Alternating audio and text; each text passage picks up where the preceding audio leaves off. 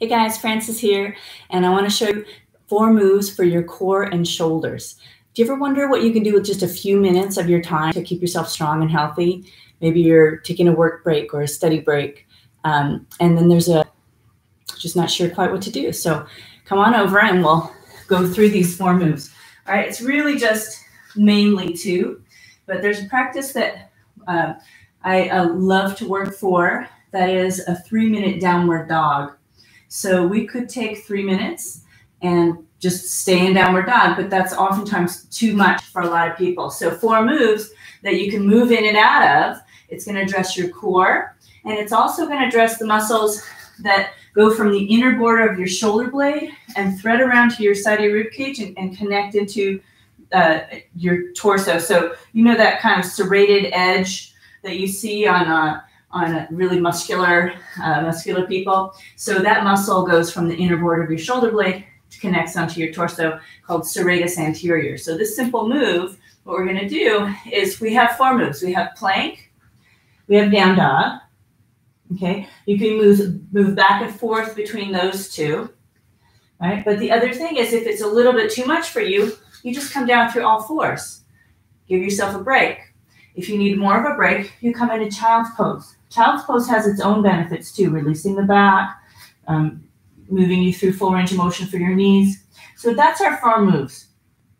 Let's take 3 minutes.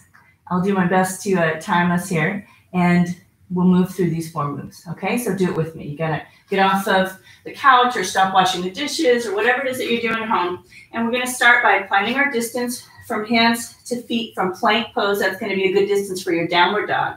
And here we go. Let's actually just start by moving to down dog and plank. Keep your belly firm.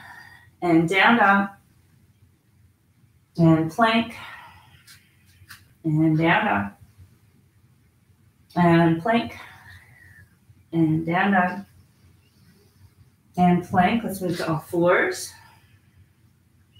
Let's move back into it. Down dog and plank, all 4s. Couple more times like that. Give yourself a break.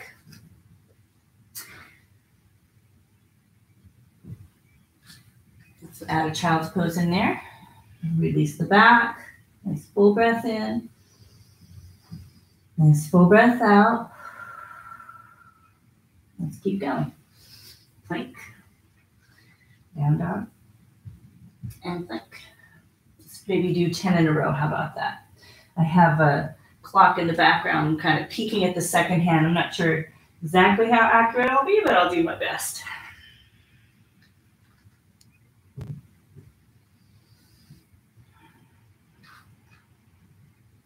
You want to keep your palms really flat here. Make sure that you're distributing your weight evenly through the 4 corners of your hands. Like sometimes we talk about 4 corners of your feet, especially the index finger knuckle. That oftentimes will want to sort of lift up, and you end up putting weight just on the heel of your hand on the outside sometimes. We really want to equally distribute the weight there.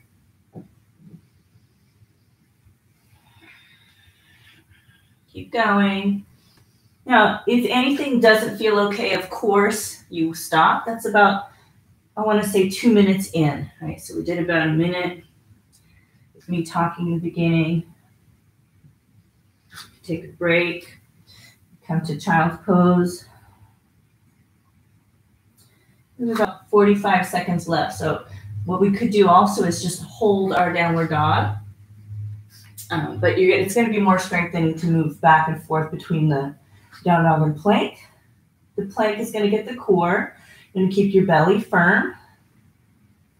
If you feel your hands slipping here, say the weather's getting a little warmer, one thing I like to do is, because I'm feeling that right now, is just grab onto the edges of your mat so you really feel secure. Don't sit there and wait and wonder, gosh, my hand's going to slip. Just hold on. Just grab on.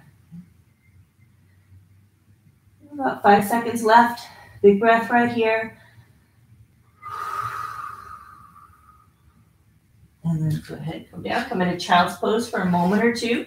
You can put your hands in different positions in child's pose. Forward for a little length. You can tuck your elbows in, or you can do a tower of fists and rest your forehead on that tower of fists. Take a big breath right here and a big breath out.